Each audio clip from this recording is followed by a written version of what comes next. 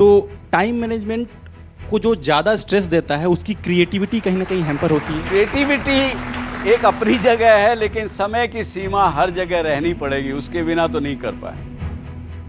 और समय की सीमा नहीं रखेंगे तो आप लास्ट मिनट में जब आप ट्रेन पकड़ने के लिए भाग रहे हैं, परेशान हैं, वो स्थिति आपकी होगी। सपोज दो व्यक्ति, एक के पास बहुत ज़्यादा काम है, एक के पास कम काम है।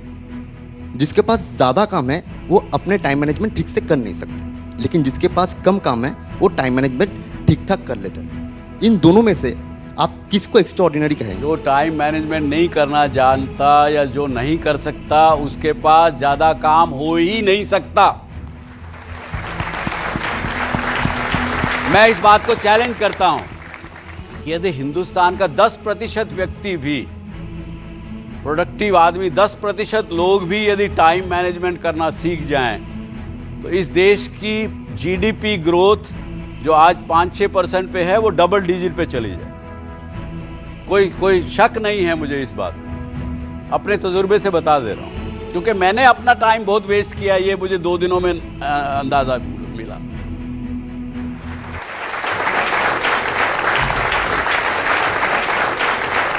नमस्कार, and I welcome you to this show called DSC show। और मेरे जो दर्शक, आप लोग घर में बैठे हुए मुझे देख रहे हैं, उनको मैं बताना चाहूँगा कि मैं IMT गाज़ियाबाद के इस अच्छे ऑडिटोरियम में से बोल रहा हूँ। और आज का विषय मुझे जो आज यहाँ के सब स्टूडेंट्स और फैकल्टी ने दिया है वो है टाइम मैनेजमेंट। टाइम मैनेजमेंट के ऊपर हम आज बात करेंगे, चर्चा करेंगे। लेकिन इस टाइम मैनेजमेंट के ऊपर बात करने का जब मुझे कहा गया, तो मैंने जब कुछ बातें इसमें पढ़ने की कोशिश की, कुछ उस पर रिसर्च की, या यूँ कहिए कुछ किताबें वगैरह देखी, तो मुझे कुछ समझ में आया। और बहुत सी चीज़ें ऐसी भी पता लगी जो मुझे खुद पहले पता नहीं थी। इसलिए जब मेरे से कई बार पूछा जाता है कि आप ये शो क्यों कर रहे हैं, तो एक तो जो मैं हमेशा कहता हूँ कि अगर अपने एक्सपीरियंसेस मैं आप लोगों से शेयर करूँ और उसका यदि लाभ आपको कुछ मिल सके आपकी ज़िंदगी में, लाइफ में, जो मैंने समाज से पाया है उसको देने का मुझे एक किस्म से मौका मिल रहा है। लेकिन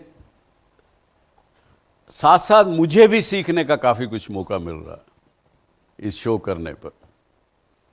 जैसे कि मैंने बताया आपको कि टाइम मैनेजमेंट के बारे में जब पढ़ा, देखा, तो ये समझ में आया कि टाइम मैनेजमेंट और लाइफ मैनेजमेंट में कोई फ़र्क नहीं है। और लाइफ मैनेजमेंट क्या है, टाइम क्या है।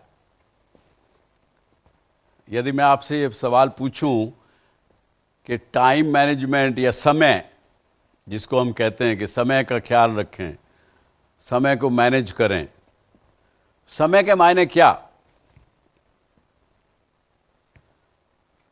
आप लोगों को क्या समझ में आता है? कोई बताना चाहेगा, शेयर करना चाहेगा? Time is not just money. Time is opportunity. Time as is well. money, time is opportunity. Any other person, anybody thinks you want to say?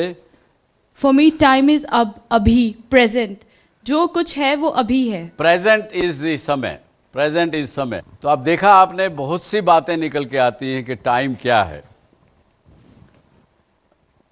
मुझे जो समझ में आया, बल्कि टाइम से पहले मैं यदि एक और लाइफ की बात करूं, ज़िंदगी क्या है, मेरे को ये समझ में आया कि ज़िंदगी और टाइम दोनों आपस में इंटरट्वाइंड, इंटरलिंक्ड हैं, एक दूसरे के पूरक हैं, एक दूसरे से अलग नहीं हैं।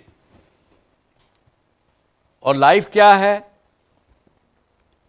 लाइफ जब हम कुछ भी काम करते हैं, जैसे कि मैं एक सब्जेक्ट हूँ और पूरा जो ब्रह्मांड विश्व पूरा जो है बाकी मेरे अलावा वो एक ऑब्जेक्ट है। जब एक सब्जेक्ट का ऑब्जेक्ट के साथ मिलना होता है तो कोई एक एक्सपीरियंस पैदा होता है, उसका एक एक्सपीरियंस हम लेते हैं। आप घर से यहाँ तक आए, रास्ते में आपको ट्रैफिक मिला, ट्रैफिक वाले ने किसी तरह से मैनेज कर रहा था, आपने उसको एक्सपीरियंस किया कि नहीं। यहाँ पे आप पहुँचे, आपके दोस्त मिले, आपने उनसे 4 बातें की, अरे सुबह क्या किया, कल शाम को कहाँ डिनर किया, कल किसके साथ थे तुम, इस तरह की बातें करते हो, एक एक्सपीरियंस हुआ। तो जितने एक्सपीरियंसेस हमको मिलते हैं सब्जेक्ट और ऑब्जेक्ट के मिलने पर, a series of experiences the life. अब समय के बहुत से लोग बहुत सी चीज़ें कहते हैं, समय मनी है, समय सब कुछ है, सबको पता है कि बीता समय वापस नहीं आता, वेल्थ वापस आ सकती है, हेल्थ वापस आ सकती है, लेकिन बीता हुआ समय नहीं आ सकता, बहुत एटसेट्रा एटसेट्रा। मुझे नहीं पता आपका रिएक्शन क्या होगा यदि मैं आपसे कहूं कि समय इस नेचर का, इस सृष्टि का, या उसको अगर भगवान कहते हैं तो भगवान का एक दूत है जो कि आपके पूरे ब्रह्मांड का, पूरी सृष्टि का लेखा जोखा हर मिनट हर समय रखता है। आप में से बहुत से 20 साल के होंगे, 19 साल के होंगे, 25 साल के होंगे। आप अपनी ज़िंदगी में जब देखते हैं पीछे, याद आता है आपको, अरे जब मैं इस उम्र का था तो ये किया, मैंने वो किया। तो हर बात का जैसे आपको मेमोरीज याद रहती हैं, उसी तरह से समय भी आपके हर पल का, हर चीज़ का इतिहास, इम्तिहान रखता है, उसका लेखा जोखा रखता है। यदि आपके पास पेन पेंसिल किसी के पास है तो हेल्प कीजिए मुझे। एक प्रश्न पूछता हूँ आपसे और आप खुद भी अपना अपना सोच के याद करके लिखिए। मैं ये समझता हूँ कि मैं अभी 64 वर्ष का हूँ और मैं अपने मन में समझता हूँ कि मैं 100 वर्ष तक जीऊँगा। तो कितने वर्ष बाकी रहे? तो 35 वर्ष मेरे अभी बाकी हैं। इसी प्रकार से आप भी अपने मन में सोचिए कि आपका कितने वर्ष बाकी है। अपने मन में सोचिए, कागज़ पे भी लिखिए, खुद का लिखिए। अब मैं समझता हूँ कि 35 वर्ष में कितने घंटे हुए? 35 मल्टीप्लाई बाय 365 मल्टीप्लाई बाय 24, इतने घंटे हुए। उन घंटों को मिनटों में कन्वर्ट कर लीजिए, 60 मिनट। आपके पास आ गया जवाब? बताइए कितने मिनट हुए? It is 183 lakhs 96,000 minutes. बहुत समय है यार, अभी तो कुछ इतना जल्दी मुझे कुछ करने की जरूरत नहीं है। हाँ? 1,83,00,000 96,000 मिनट मेरे पास अभी बाकी हैं। बहुत समय बाकी है, कोई जल्दी नहीं है। फिर मैं क्यों आप लोगों को इतना भगा रहा हूं? अब इसमें से एक और एक्सरसाइज करते हैं हम। इसमें से 7.5-8 घंटे रोज में सोता हूं और सुबह जब उठता हूं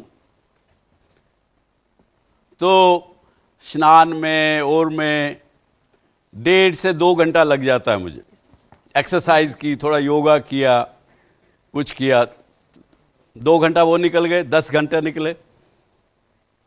दोनों सुबह शाम के भोजन में और करने में 1.5 घंटा दे देंगे तो कितना बचा? कितना हुआ? 11.5 घंटे। और कुछ और समय मुझे थोड़ा चाहिए तो आधा घंटा बीवी बच्चे से बात करने के लिए, जो प्रोडक्टिव समय नहीं है। तो दिन में कम से कम 13 घंटे मेरे इन चीज़ों में निकल जाते हैं। काम करने के लिए कितना बचा? 11 hours. 11 आवर्स को अब मल्टीप्लाई करिए 35 वर्ष से, उसके मिनट देखिए। ऑल ऑफ ए सडन आपको लगेगा कि मेरे पास तो 1,83,00,000 नहीं, केवल 90 कुछ लाख बचेंगे, कुछ शायद मिनट। और उस 90 लाख मिनट में अगर मैं उनको घंटों में कन्वर्ट करूं,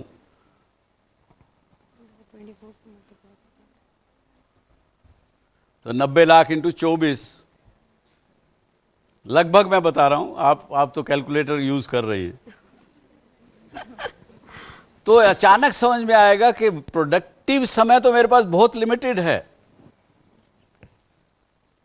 यही हम सब के साथ होता है, इंसानों के साथ पैदा हुए। और मेरे पास, मैं एक किताब जिसमें मुझे बहुत अच्छी लगी, वो थोड़ी देर में आपसे चर्चा करूंगा। उसमें उन्होंने, जो राइटर है, उन्होंने आप स्टूडेंट्स के लिए उन्होंने कुछ लिखा है, चिट्ठी लिखी, वो भी पढ़ के बताऊंगा। तो अचानक हमें पता लगता है, और सबके साथ क्या होता है कि जब हम पैदा हुए, बचपन गुजरा, जवानी आई, वो भी गुजर गई। जब लगभग आदमी 40-50 साल का जब होता है, और उसको जब पता लगता है कि अरे 50 साल गुजर गए लाइफ के, फिर एकदम से एक दिन झकझोर के उठता है कि अरे मैंने क्या किया। और ख़ासकर, एक शायद बुरी बात लगेगी लेकिन सच्चाई है, खासकर जब वो कभी व्यक्ति किसी दूसरे इंसान के अंतिम संस्कार में जब जाता है और शमशान भूमि में जब होता है, उस समय ये बातें बड़ी ध्यान आती। उस समय ध्यान आती, अरे मैं 50 वर्ष का हो गया, एक दिन मुझे भी यहाँ आना है, अभी तक तो मैंने कुछ नहीं किया ज़िंदगी में, आगे कैसे करूँगा। बहुत तरह के सवाल आते हैं। लेकिन इंसान का मन बड़ा चंचल, वहाँ से शमशान से जैसे निकला, भूल गया सब बातें, वही खेल और वही मैदान, जैसे एक भाषा में कहते हैं। क्यों, ऐसा होता है कि नहीं? तो क्या करना चाहेंगे अपने साथ, ये प्रश्न है, आज का विषय ये है।